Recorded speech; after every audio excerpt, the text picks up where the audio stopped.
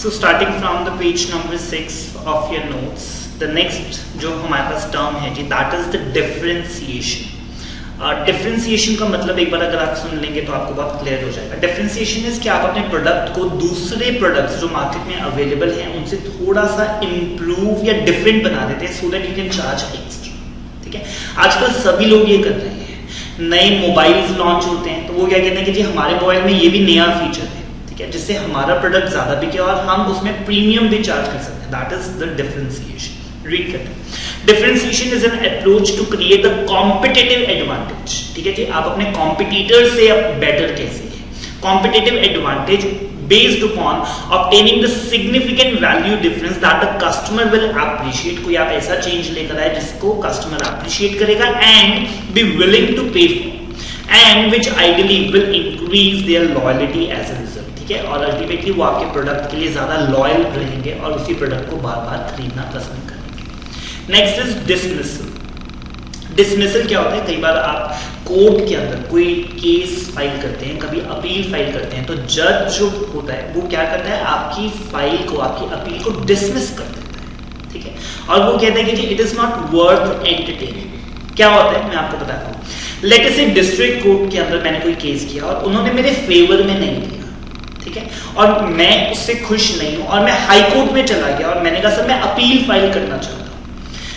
जज ने वो सारा केस पढ़ा, सारे फैक्ट्स पढ़े और डिसीजन देखा डिस्ट्रिक्ट कोर्ट का, और उन्होंने कहा कि सर डिस्ट्रिक्ट कोर्ट का जो डिसीजन है वो बिल्कुल ठीक है और हम आपकी अपील को डिसमिस कर रहे हैं. ठीक है, देयर इज नो ग्राउंड्स. आप कैसे अपील कर सकते हो, बिल्कुल ठीक है जी, जो फैसला हुआ है वही रहेगा, आपको अपील का मौका नहीं दिया जाएगा. सो डिसमिसल क्या है, जिसके अंदर जो जज है, जज decision to end the case, जिसमें वो आपके केस को खत्म कर देता है without giving you the judgement. ठीक है, उसने कोई जजमेंट नहीं दी, उसने कोई ऑर्डर नहीं पास किया, उसने एज इट इज बिना सुने आपकी बात को डिसमिस कर दिया जी, और वो कहते हैं कि जी ये आगे हम कंटिन्यू नहीं करेंगे. डिविडेंड पता है आपको, dividend is a part of the profit. Companies के अंदर जितना भी हमारे पास पैसा होता है तो हम सभी शेयर होल्डर्स को डिविडेंड अनाउंस कर देते हैं. जितने भी हमारे पास एक्यूमुलेटेड प्रॉफिट्स होते हैं उतने भी कर सकते हैं, कम भी कर सकते हैं, जीरो भी कर सकते हैं. It is the discretion of the company. हमेशा बोर्ड ऑफ डायरेक्टर्स ऑप्शन देते हैं कि हम इतना डिविडेंड देना चाहते हैं. शेयर होल्डर उसको एक्सेप्ट भी कर सकते हैं और उसको डिनाई भी कर सकते हैं. सो डिविडेंड क्या है, a return on investment on securities. Securities भी कौन सी, शेयर्स. ठीक है, डिबेंचर्स के ऊपर डिविडेंड नहीं मिलता, उनके ऊपर तो इंटरेस्ट मिलता है. तो सिक्योरिटीज के अंदर वो कहता है शेयर्स. शेयर्स में कौन से शेयर्स, इक्विटी शेयर्स और प्रेफरेंस शेयर्स, दो. ठीक है जी, इक्विटी शेयर होल्डर्स को भी डिविडेंड मिलता है, प्रेफरेंस शेयर होल्डर्स को भी डिविडेंड ही मिलता है. Dependent upon the profitability. जितना कंपनी के पास ज्यादा प्रॉफिट होगा कंपनी उतने ही डिविडेंड ज्यादा दे सकती है. अगर कंपनी लॉस मेकिंग है फिर डिविडेंड कहां से देगी, बिकॉज डिविडेंड को अगर मैं एक लाइन में बताऊं, it is a part of the profit. ठीक है, डॉक्यूमेंट्स ऑफ टाइटल, ध्यान से सुनेंगे. किसी एसेट की ऑनरशिप जिस कागजों से क्लियर होती है, डिक्लेयर होती है, उसको हम क्या बोलते हैं, डॉक्यूमेंट्स ऑफ टाइटल. ठीक है, जैसे कि आपके घर की रजिस्ट्री के पेपर्स. ठीक है, लेटर से वो आपके फादर के नाम से. ठीक है, सो उन कागजों को, ठीक है, लेटर से आपके घर पे कल कोई आता है और वो कहता है जी ये घर मेरा है. ठीक है, तो हम क्या कहेंगे कि रजिस्ट्री दिखाओ अगर आप कहें तो. ठीक है, तो जिन कागजों से ऑनरशिप प्रूव होती है, ठीक है, उनको हम क्या बोलते हैं, डॉक्यूमेंट्स ऑफ टाइटल. ठीक है, सो कहते हैं वो documents, those documents which provide the conclusive evidence. conclusive evidence of ownership of some asset. It may be any asset. ठीक है, जैसे कार के केस में it will be what, RC. ठीक है, मोबाइल के केस में उसका बिल हो सकता है जी मेरे नाम से इसका बिल है. ठीक है, so I can claim this mobile phone. Domicile, domicile is जहां पर आप रहते हैं. बड़ी बार आप फॉर्म भरते होंगे तो वहां पर आता होगा कि आप डोमिसाइल कौन सी कंट्री के हैं, कौन सी सिटी के हैं. so that the permanent home of a person. ठीक है, जैसे हम बड़ी बार कहते हैं कि I am a person of Indian domicile. ठीक है, क्योंकि मैं इंडिया का रहने वाला हूं, तो हम वो बोल रहे हैं. It's the simple dictionary meaning. Dumping, ध्यान से सुनेंगे जी. थोड़ा सा बैकग्राउंड बताता हूं जी आपको डंपिंग, क्योंकि ना मैं जब आपको इसका मीनिंग बताऊंगा यू विल बी क्वेश्चनिंग कि सर कोई भला डंपिंग क्यों करेगा. ठीक है, आपको रीजन बता रहा हूं. लेट से हम 1990s में चलते हैं जी पीछे. ठीक है, तब तक इंडिया के अंदर, ठीक है, लेट से नाइकी और एडिडास की मार्केट नहीं. यहाँ पे जितने भी लोग शूज पहनते थे वो लोकल वेंडर्स के या बाटा के या फिर बनवाकर खुद पहनते थे। पहले बहुत पॉपुलर होते थे जी, लोग मोची के पास जाते थे और उसको कहते थे कि जी आप मेरे पैर का आप बूट बनाकर दीजिए, वो लेदर का प्रॉपर आपको बनाकर सिल के 2-4-5 दिन के अंदर बनाकर देता था। कंपनी के बहुत कम चलते थे। अब लेटेस्ट एक नाइकी जो है, उन्होंने उनकी बहुत अच्छी मार्केट एस्टैब्लिश है यूएस, यूके और यूरोपियन कंट्रीज के अंदर, ठीक है। और वो हमेशा अपने प्रोडक्ट जो हैं वो 4 गुना प्राइस पे बेचते हैं। लेटेस्ट से उनका 2000 का शू है, ठीक है, सो वो कितने का बेचते हैं उसको, 8000 का बेचते हैं, ठीक है। अब इन्होंने कितने शूज बनाए, लेटेस्ट से 1 करोड़ शूज बनाए, जिसमें से इनके 70 लाख बिक गए। 70 लाख कितने पे बिके, 4 गुना प्राइस पे, ठीक है। सो इनकी कॉस्टिंग तो पूरी हो गई। अभी भी इनके पास 30 लाख शूज बच गए जी जो बिके नहीं, ठीक है। आपकी नॉलेज के लिए आपको एक बात बताना चाहता हूँ, ये जो बड़े ब्रांड्स हैं नाइकी, एडिडास, ठीक है, और भी बहुत सारे हैं, ठीक है, इन पे ना सेल बहुत कम लगती है, ठीक है, बिकॉज इनको लगता है कि अगर इनके प्रोडक्ट सेल में बिक गए तो ये ज्यादा प्रीमियम कभी चार्ज कर ही नहीं। मैं एक एग्जांपल देता हूँ। लेट अस से I am wearing a shoe which is costing of 10,000, ठीक है, और मेरा एक फ्रेंड है, ठीक है, और वो भी सेम शू सेम कंपनी का पहन के मेरे सामने आता है, ठीक है। मैंने उससे पूछा आपने ये शू कितने का लिया, कहता है जी 2500 का। मैंने कितने का खरीदा, 10,000 का। मेरे मन में आएगा यार मैं बेवकूफ, मैंने क्यों इसके लिए 10,000 रुपए पे किए, ठीक है, और मैं कभी भी उसके फिर 10,000 रुपए नहीं पे करूंगा। I will also wait for the sale, ठीक है, और मैं को क्या कहूंगा कि मैं भी सेल में ही खरीदूंगा, फिर मैं 10,000 नहीं दूंगा। इसी वजह से कुछ कंपनीज हैं जो कभी भी डिस्काउंट अलाउ ही नहीं करती, ठीक है। I went to a audit, मैं एक बार ना स्पोर्ट्स शोरूम का ऑडिट कर रहा था, तो वहां पर नाइकी और एडिडास के जो ब्रांड्स थे, तो उन्होंने कहा सर ये माल ना कंसाइनमेंट पे है। मैंने कहा इसका क्या मतलब कि कंसाइनमेंट पे? कहते हैं सर नाइकी और एडिडास हमें पता है क्या कहते हैं कि सर आपसे जितना बिकता है बिक दो, ठीक है, उसके बाद जितना बच गया आपका, चाहे वो कपड़ा मैला हो गया, शू मैला हो गया, फट गया, व्हाटएवर इट इज, आप हमें वापस कर, ठीक है, और हम पूरे प्राइस पे लेंगे। हमने वो शू आपको 5,000 का दिया था ना, हम 5,000 पे ही आपसे वापस कर देंगे, ठीक है। मैंने कहा इसमें तो कंपनी का नुकसान है, कंपनी ऐसा क्यों करेगी, बल्कि कंपनी को तो आपको बेच लेना चाहिए। कहते हैं सर कंपनी मेरे को बेच देगी तो मैं वो शू फिर 200 रुपए में भी बेच दूंगा, 500 में भी बेच दूंगा, जो कंपनी को अच्छा नहीं लगेगा। लेटे से कंपनी ने मेरे को ऑनरशिप दे दी और कंपनी ने कहा, अब वो कहता है कि मेरा भी 80% माल बिक गया, 20% नहीं बिक रहा, मैं उसको 500 रुपए में भी बेच देता हूँ, 10,000 वाला शू मैं 500 में भी बेच देता हूँ। कंपनी नहीं चाहती कि मैं इतना ज्यादा डिस्काउंट, ठीक है। ये आपको समझ में आया कि अपना प्राइस मेंटेन करना चाहते हैं। अब जब ये कंपनी ने 1 करोड़ शूज बनाए और 70 लाख शूज उनके बिक गए जी, जहां कंपनीज ने 30 लाख उन्होंने सोचा कि ना हम इंडिया में डंप कर देते हैं, ठीक है, क्योंकि यूएस और यूके में तो उनकी एस्टैब्लिश मार्केट है, वो वहां पे डंप नहीं करेंगे, बल्कि कहां पे डंप कर रहे हैं, इंडिया में डंप कर रहे हैं। बिकॉज एक तो वो कहते हैं कि जी इंडिया में हमें कोई जानता नहीं, ठीक है, और हम ये शू अगर वहां पे डंप कर देंगे तो हमारा प्राइस नहीं खराब होगा, बल्कि नई मार्केट में हम पेनिट्रेट कर जाएंगे।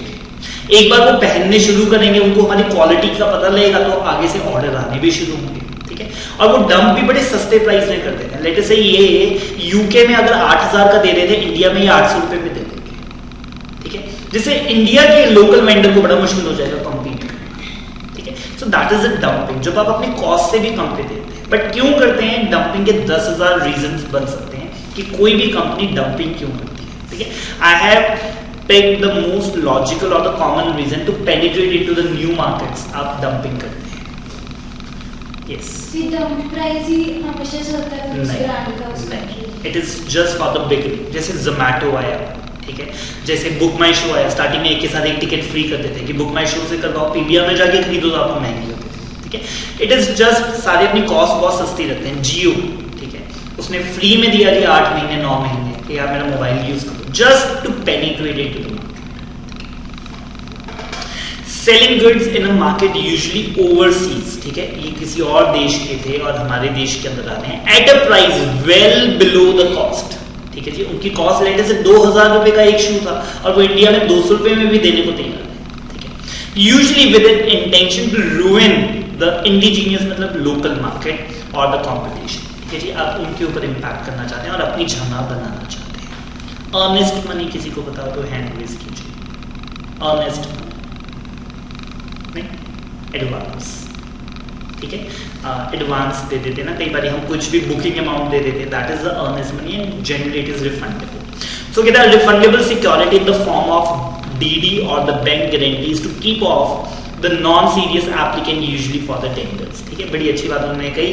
वो कहते हैं कि लेटर से हम कोई टेंडर लेकर आना चाहते हैं और हमें लगता है कि सिर्फ सीरियस कैंडिडेट्स ही अप्लाई करें।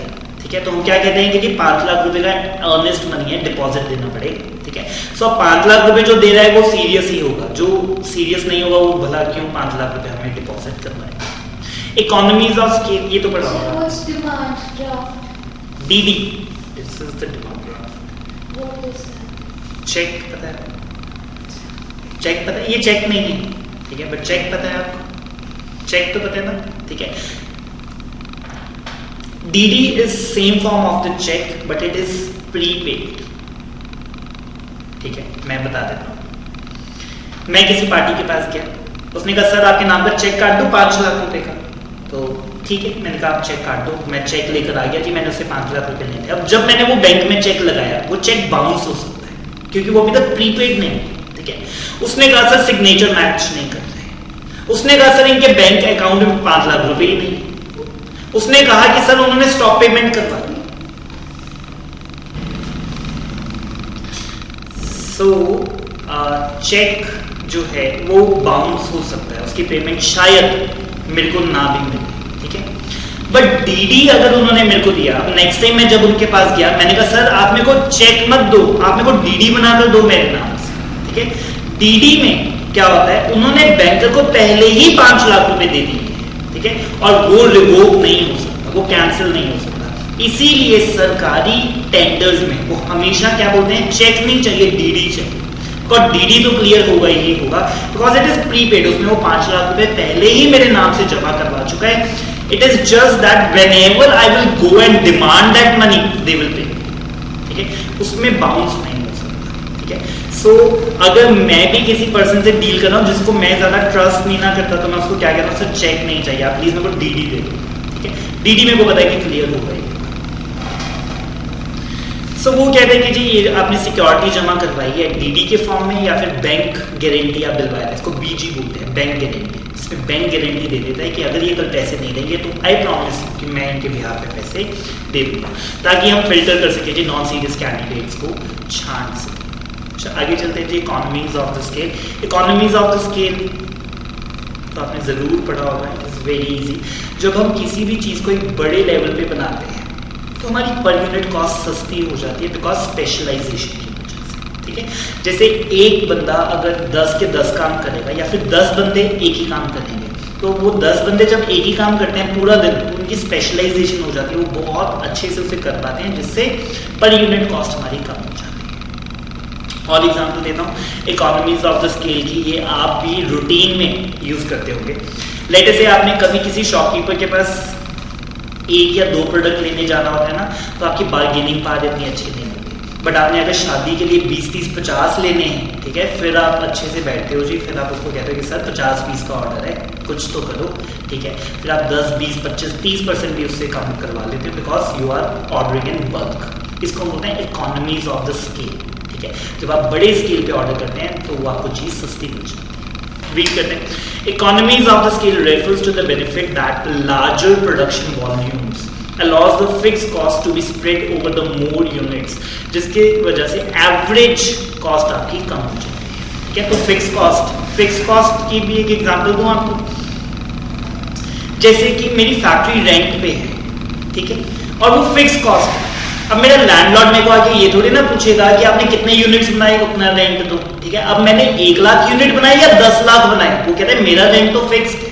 ठीक है, तो अब जो रेंट पर यूनिट है, अगर वो 1 लाख के पीछे दूंगा तो वो ज्यादा आएगा, बट अगर 10 लाख यूनिट बना दूंगा तो फिक्स कॉस्ट पर यूनिट कम हो जाती है, जिसकी वजह से मुझे इकोनॉमीज ऑफ स्केल मिलता है। ऑफरिंग अ कॉम्पिटिटिव, तो आप जब बड़े लेवल के ऊपर करते हैं तो वो आपको कॉम्पिटिटिव प्राइस और मार्जिन एडवांटेज दे देता है। इसीलिए जो बड़ी कंपनीज हैं, अगर आपने ना कभी ऑब्जर्व किया, एक बड़ी कंपनी का जो प्रोडक्ट है वो बड़ा सस्ता मिलता है, ये एक लोकल वेंडर जो हैंडमेड या घर पे बनाकर आता है वो बड़ा महंगा आपको प्रोडक्ट देते हैं, क्योंकि उसके पास इकोनॉमीज ऑफ स्केल नहीं।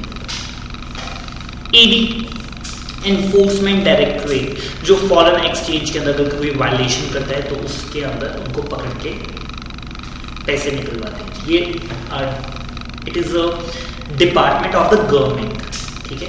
अगर जो साथ में इनकम टैक्स ऑफिस है, अगर आप उनका भी बोर्ड पढ़ेंगे, ठीक है, तो वहां पे भी लिखा है enforcement department of the income tax. अगर कोई इनकम टैक्स में वायलेशन करता है तो यहाँ डिपार्टमेंट के जो ऑफिसर्स हैं वो उनके पास जाते हैं और उनसे पैसे निकलवा कर लेकर आते हैं। कैसे निकलवा कर लेकर आते हैं? उनकी प्रॉपर्टी बेच देते हैं, ज्वेलरी ऑक्शन करवा देते हैं और जो भी पैसे होते हैं उनसे सरकार का पैसा रिकवर करवाते हैं। तो फॉरेन एक्सचेंज की अगर कोई वायलेशन करता है तो वहां पर ईडी है कि enforcement directorate. Fine, it is very simple. Just over India अगर वायलेशन होती है कि बाहर भी ईडी चलती है फॉरेन। इंडिया का पर्सन अगर इन्वॉल्व होगा then they can go global, ठीक है।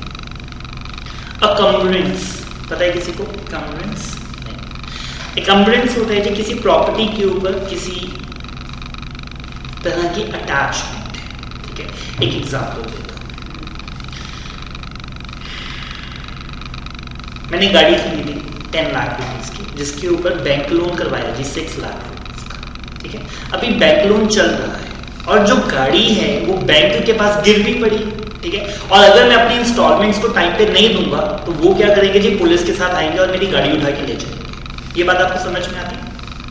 अब ध्यान से सुनो, मैं इंस्टॉलमेंट टाइम पे दे रहा था तो गाड़ी मेरे पास ही थी, 6 लाख रुपए का लोन था, आज भी 4 लाख रुपए अभी देने पेंडिंग है और मैं वो गाड़ी किसी को बेचने चला गया, ठीक है। और मैंने कहा कि जी 8 लाख रुपए की ये गाड़ी है, 10 लाख की मैंने खरीदी थी, मैं 8 लाख में आपको बेचना चाहता हूँ, ठीक है।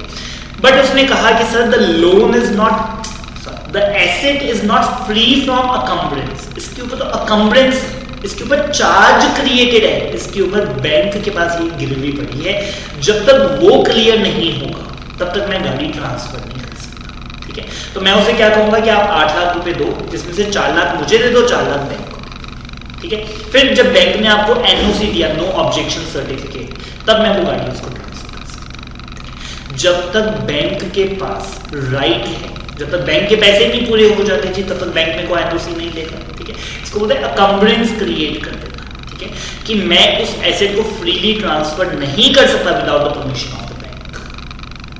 Collateral is the same. Some liability which is attached to a property, ठीक है जी। मतलब वो गाड़ी के ऊपर जब तक मैं 4 लाख रुपया नहीं पे करूंगा तब तक वो अकम्बर्ड रहेगी, thereby imposes a burden on the owner of that property or the asset, ठीक है। collateral जो आपने वर्ड यूज किया that is more or less, ठीक है, इसके लिए perfectly suited word है if you are comfortable with the collateral, fine।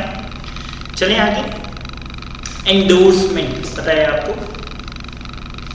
ये सब नो, लिटरेचर नहीं पता वो क्या है? इस चीज को बहुत ही अच्छे तरीके से प्रेजेंट करना। ठीक है, बट यहाँ पे थोड़ा सा डिफरेंट है। एंडोर्समेंट का नाम सुनिएगा जी, मेरे से सुन लीजिए एक बार।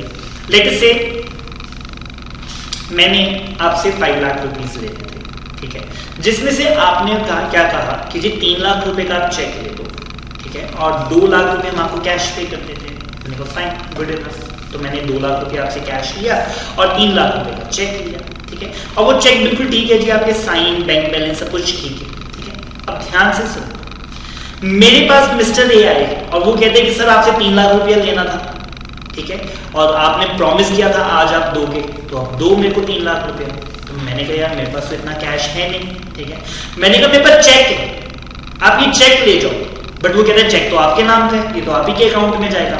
मैंने कहा मैं इसको एंडोर्स कर देता हूं, मैं चेक की बैक साइड पे लिख देता हूं कि I Raghav Singhania do hereby endorse this cheque to mister A, और नीचे अपने साइन कर देता। अब मिस्टर ए जाएगा और वो कहेगा कि पार्टी जिस ओरिजिनल पार्टी थी जिसने वो चेक साइन करके दिया, उसने किसको ये चेक दिया? मिस्टर सिंघानिया को। मिस्टर सिंघानिया ने मुझे दे दिया, ठीक है। तो ये जो मैंने पीछे बैक साइड पे उसके लिख दिया कि I do further endorse it, ठीक है, that is to be known as endorsement, ठीक है। सभी चेक्स फ्रीली एंडोर्स नहीं होते। आपको पता है अकाउंट पे ही चेक, जब आप चेक बनाते हैं तो ऊपर उसके डबल लाइन कर देते हैं, डबल क्रॉस कर देते हैं ऑन वन कॉर्नर, ठीक है। जरूर घर जाकर पूछना, आपके घर में जो भी बैंक अकाउंट होल्ड करते हैं उनसे जरूर पूछना अकाउंट पे ही चेक किया होता है, ठीक ठीक है। अकाउंट पे चेक का अगर वो अकाउंट पे ही चेक होता, अगर उन्होंने उस चेक के ऊपर डबल लाइन लगाकर लिख दिया अकाउंट पे, इसका मतलब वो चेक सिर्फ और सिर्फ मेरे अकाउंट में जा सकता है, मैं इसको आगे एंडोर्स नहीं कर सकता। अगर मैं पीछे लिख भी दूंगा further endorse to mister A, वो जब लगाएगा तो पैसे मेरे ही अकाउंट में आएंगे, ठीक है, क्योंकि वो एंडोर्स हो ही नहीं सकता, उसकी एंडोर्समेंट इलीगल है, वैलिड है, इनवैलिड है, ठीक है। सो एंडोर्समेंट क्या होता है? A writing on the back of a bill of exchange या फिर चेक, ऑथराइजिंग द बैंक, जिसमें बैंक को ऑथराइज करने हैं कि बेयरर और द स्पेसिफाइड पर्सन, ठीक है, मिस्टर ए को ये पैसे दे दिए जाए। अभी गुड, ठीक है, समझ में आ रहा है आपको? EPS is earning per share, ये पता है आपको? फॉर्मूला भी लिख देता हूं आपके लिए, टोटल अर्निंग्स, टोटल अर्निंग्स को आप पैट भी लिख सकते हैं, profit after tax divided by number of shares. Total earnings भी लिख सकते हैं, ब्रैकेट में लिख लीजिए PAT, that is profit after tax divided by number of shares. तो हम ये जानना चाहते हैं कि एक कंपनी ने एक शेयर के पीछे कंपनी ने कितना कमाया है। वैसे कंपनी ने 5 करोड़ रुपया कमाया पूरे साल में, बट एक शेयर के पीछे कितना कमाया? तो 5 करोड़ डिवाइडेड बाय लेटर से 1 करोड़ शेयर से, तो 5 करोड़ डिवाइडेड बाय 1 करोड़, तो एक शेयर के पीछे कंपनी 5 रुपए कमाती है। Fine, EPS I believe was clear with it. Escrow,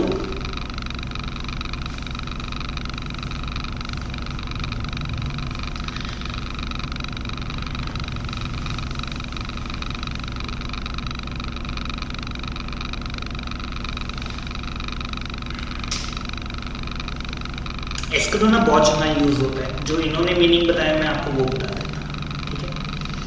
letter से मिस्टर ए के पास ज्वेलरी थी, ठीक है, 1 करोड़ रुपए की, और मिस्टर ए की डेथ हो गई, ठीक है, और मिस्टर ए के 2 सन्स हैं, बी और सी, ठीक है। अब वो दोनों झगड़ा कर रहे हैं फॉर दैट ज्वेलरी, ठीक है। बी कहता है कि जी मरने से पहले उन्होंने कहा था कि ये ज्वेलरी आप रख लेना, सी कहता है कि नहीं मेरे को बुलाकर तो उन्होंने कहा था कि जी ये सारी आप रख लेना, और कोर्ट के अंदर जी केस चल रहा है, ठीक है। अब जब कोर्ट में केस चल रहा है तो सी ने कहा कि सर बी ने वो ज्वेलरी अपने पास रखी हुई है, ठीक है। सबसे पहले जब तक कोर्ट का फैसला नहीं हो जाता ना, बी को बोलो वो ज्वेलरी जो है वो कोर्ट में डिपॉजिट करवाते हैं, ठीक है। फैसला हो गया फिर बी रख ले, कहीं ऐसा ना हो कि फैसला मेरे फेवर में आए और बी तब तक कहे कि जी ज्वेलरी तो मैंने बेच दी, ठीक है, पैसा कहां गया पता नहीं, ठीक है। सो इन दैट केस हम उस मनी को जो डिपॉजिट करवा रहे हैं, जो एसेट्स को डिपॉजिट करा, उसको हम क्या बोलते हैं? एस्क्रो, ठीक है। कि जब तक फुल एंड फाइनल कंडीशन आपकी सेटिस्फाइड नहीं हो जाती तब तक आप प्लीज हमें डिपॉजिट करवा दीजिए, ठीक है। A legal document kept in the custody of a third party, ना बी रखेगा ना सी रखेगा, किसी और के पास आप ये डिपॉजिट करवा दीजिए। टेकिंग अफेक्ट और made available only when some conditions are satisfied for some period of the time has elapsed, ठीक है। एस्क्रो बहुत कॉमन टर्म है इन द अपकमिंग प्रोफेशन, आप 10-50 जगह पढ़ेंगे एस्क्रो अकाउंट, ठीक है। सो एस्क्रो इज लाइक ना सिक्योरिटी, और एक बार आप डिपॉजिट करवा देते हैं जब तक आपकी फाइनल कंडीशन नहीं पूरी हो जाती। जब आपकी फाइनल कंडीशन पूरी हो जाती है उसके बाद हम इन एसेट्स को, डॉक्यूमेंट को रिलीज कर देते हैं। नहीं, जरूरी नहीं है। It is deposit with the third party. Like जैसे आपका और मेरा झगड़ा है किसी एक चीज को लेकर, तो हमने कहा क्या कहा कि जब तक ये सेटल नहीं हो जाता, ठीक है, तब तक हम ये जो भी एसेट है वो किसी थर्ड पार्टी के पास डिपॉजिट करवा देते हैं। In my case it was the court, but is it the court? Always the answer is no. Next is ESOPs, full form आपको पता होनी चाहिए, एम्प्लॉय स्टॉक ऑप्शन प्लान, ठीक है। ये ESOP ऐसे भी बना देते हैं, मैं इसको एम्प्लॉय स्टॉक ऑप्शन प्लान बोल देता हूं तो भी ये ESOP बन जाता है, क्योंकि लास्ट में एस है ना, तो ESOS बनता है वैसे, ठीक है। क्या होता है पता है? नहीं पता। लेटेस्ट से मेरी कंपनी है जिसके अंदर हम ना बड़ा टेक्निकल नेचर का काम करते हैं, ठीक है। अब टेक्निकल नेचर का काम करते हैं तो उसमें ना हमें पहले एम्प्लॉयज को ट्रेनिंग देनी पड़ती है, 6 महीने उनको काम सिखाना पड़ता है, ठीक है।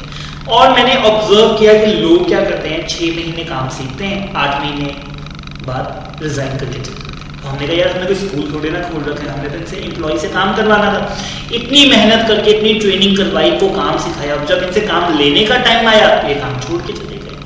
तो मेरे सीए ने मेरे को एक क्या कहा कि सर आप ना ESOPs सॉप्स के अंदर हम उनको ना लालच देते हैं, ठीक है, कि हम आपको कंपनी का शेयर हमारी कंपनी का शेयर लेने से कितने का, 1000 रुपये का। हमने कहा कि हम आपको अपनी कंपनी का शेयर 200 रुपये में देंगे, ठीक है, और एक नहीं 100 शेयर देंगे, ठीक है, 100 शेयर 200 रुपये में देंगे 3 साल अगर आपने हमारे यहाँ काम कर लिया तो, ठीक है। तो उसको लालच ताकि हमारी एम्प्लॉय टर्नओवर कम हो जाए, ठीक है। एम्प्लॉय टर्नओवर मतलब कितने एम्प्लॉय छोड़ के जाते हैं, कितने नए ज्वाइन करते हैं, दैट इज एम्प्लॉय टर्नओवर। तो मैं क्या चाहता हूँ कि जो भी हमें ज्वाइन करे वो ज्यादा देर तक हमें सर्व करे, तो हम उनको लालच देते हैं कि 3 साल बाद, 2 साल बाद, 5 साल बाद हम आपको इतने शेयर्स देंगे, और जनरली मार्केट से बहुत ज्यादा सस्ते में देते हैं। और उनको भी ऐसे ना फिर लालच रहता है कि चलो 1 साल के बाद में कोई इतने रुपए मिल जाएंगे, मैं ना फिर यहीं पे जॉब कंटिन्यू करता हूँ। चलिए आगे, नेक्स्ट इज एक्स ग्रेशिया। ये तो सुना होगा आपने,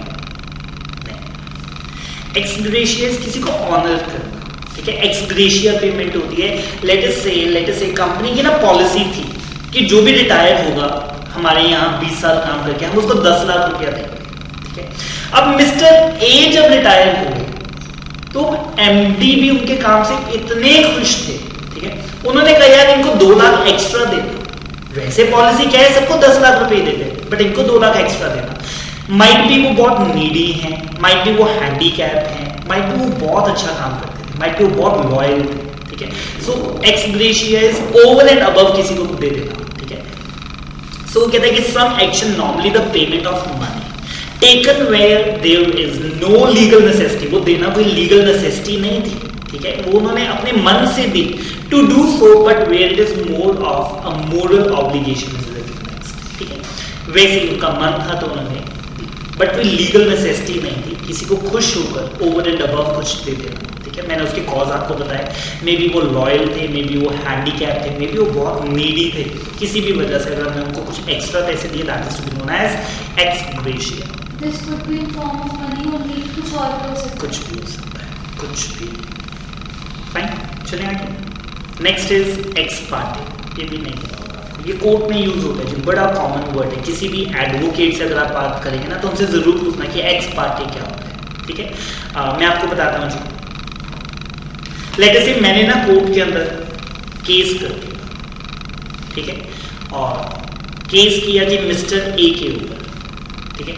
अब जब मैंने कंप्लेंट डाली कोर्ट के अंदर कि मिस्टर ए ने मेरे साथ ऐसे ऐसे किया, तो कोर्ट सबसे पहले पता है क्या करेगी, मिस्टर ए को समन भेजेगी कि सर आपकी कंप्लेंट आई है, आओ जी इस दिन, ठीक है। तो आपकी भी बात सुनी जाएगी, मेरी भी बात सुनी जाएगी, और फिर हम फैसला करेंगे, ठीक है। मिस्टर ए आए ही नहीं उस दिन, जिस दिन कोर्ट का समन गया था कि आपको अगले महीने की 5 तारीख को आना है, वो 5 तारीख को आए ही। कोर्ट ने कहा कि जी आप आए नहीं, this is the disgrace of the court, हम आपको एक और मौका दे रहे हैं, 15 दिन के बाद 20 तारीख को नेक्स्ट हियरिंग है, उस दिन तो आपको आना ही पड़ेगा। मिस्टर ए उस दिन भी नहीं है, ठीक है। तो कोर्ट ने कहा कि जी अब एक्स पार्टी, एक ही पार्टी को सुन के फैसला सुना दिया जाएगा, क्योंकि हम तो मिस्टर ए को बुला रहे हैं कि जी आप आओ और अपनी साइड रखो, बट वो आना ही नहीं चाहते। तो अब कोर्ट सिर्फ मेरी बात सुनेगी और उसके बेसिस के ऊपर फैसला सुनेगी, ठीक है। Done for or at the request of one side in a case only, without prior notice to the others, ठीक है जी। अभी गुड। मैं आपको प्रैक्टिकल लाइफ की बातें बताऊं कुछ। कोर्ट ने समन जिसको लेकर भेजा, ठीक है, लेटर से कोई क्लर्क था, मुंशी था, कोई प्यून था कि जी ये जाकर आप देख रहे हो, ठीक है। मैंने वो मुंशी को पकड़ लिया, मैंने उसको कहा कि जी मैं तेरे को 5000 रुपया दूंगा, ठीक है, तो ये डिलीवरी मत कर, ठीक है। वो डिलीवरी नहीं हुआ, मिस्टर ए को पता ही नहीं उसके ऊपर केस चल रहा है, और समन की डेट उसे पता ही नहीं, वो आ जाता, ठीक है। अब मैं उस दिन ना कह रहा हूँ कि सर देखो मिस्टर ए कितना नेग्लिजेंट है, आया ही नहीं, ठीक है। कोर्ट ने कहा एक और समन, ठीक है। फिर मैंने मुंशी को पकड़ लिया, मैंने कहा 10,000 रुपया दूंगा जाना, ठीक है। मुंशी भी कहता है कि सर वो मैं गया था, मिले नहीं, वो है ही नहीं, दरवाज़ा बंद था, बड़ी बेल बजाई, ठीक है। और कोर्ट कहते कि जी फिर मेरे को सुन के उन्होंने मेरे को ही मेरे फेवर में फैसला सुना दिया, और सीधा जजमेंट उसके घर पहुंची कि आपके ऊपर कोर्ट केस चल रहा था, आप आए तो हो नहीं, और अब हेयर बाय डिक्लेयर्ड कि आपको मिस्टर राघव सिंघानिया को 5 लाख रुपया पे करना है, ठीक है, एज ए डैमेजेस, ठीक है। और वो फिर परेशान, एक और बात आपकी नॉलेज की बताता हूँ, एक्स पार्टे डिसीजंस बहुत जल्दी चैलेंज हो जाते हैं। वो कहेगा ये तो गलत ऑर्डर है, मैं तो 5 लाख रुपया नहीं देना, तो वो अपील में जाएगा, तो अपील के अंदर ये बात बहुत इजीली चैलेंज हो जाती है, ठीक है, क्योंकि वो कहेगा सर मेरे को तो समझ आएगा। So what's the spell of summon? SUMMON। Someone is जब कोर्ट किसी को अटेंडेंस के लिए बुलाती है कि सर आप आइए।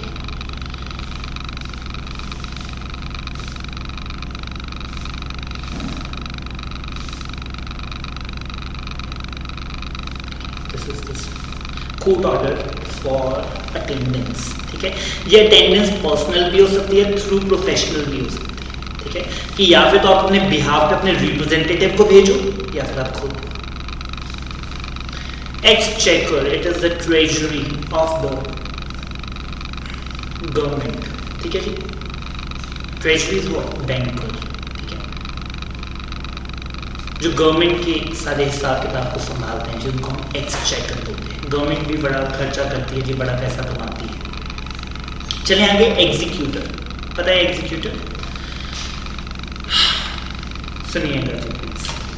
लेट अस से मिस्टर ए मरते टाइम अपनी विल लिख के गए थे, ठीक है। व्हेन दे रियलाइज कि उनका एंड टाइम नियर बाय है, उन्होंने अपनी विल लिखी ताकि उनके मरने के बाद कोई झगड़ा वगैरह ना हो उनके बच्चों के बीच में। अब उन्होंने क्या किया, किसी एक पर्सन को ना एग्जीक्यूटर अपॉइंट करते हैं। जनरली कौन होता है? कोई रिलायबल बंदा होता है। It might be a CA, it might be an advocate, जिसको वो क्या कहते हैं कि सारा आपने बंटवारा करवाना है मेरे मरने के, ठीक है। तो जो पर्सन बंटवारा करवाता है और प्रॉपर उसकी फीस भी लिखी होती है कि आपको ये बंटवारा करवाने के 2 लाख रुपए मिलेंगे, कि मेरी 100 करोड़ की प्रॉपर्टी आपने सब में ठीक तरीके से ऑक्शन करके या जैसे भी बंटवानी है, उसके नाम चढ़वानी है और इसके लिए आपको इतने रुपए दिए जाए, ठीक है। तो जो पर्सन उसको एग्जीक्यूट करवाने में हेल्प करता है उसको हम बोलते हैं एग्जीक्यूटर। और विल में जनरली एग्जीक्यूटर का नाम लिखा रहता है, ठीक है, कि मिस्टर ए को अपॉइंट किया जाएगा और वो मरने के बाद उसकी एग्जीक्यूशन करना है। Fine, it is good. So get a person named in the will of a deceased testator to administer, वो क्या काम करेंगे? To carry out the provision or the direction. Will में जो जो लिखा है वो सारा काम करना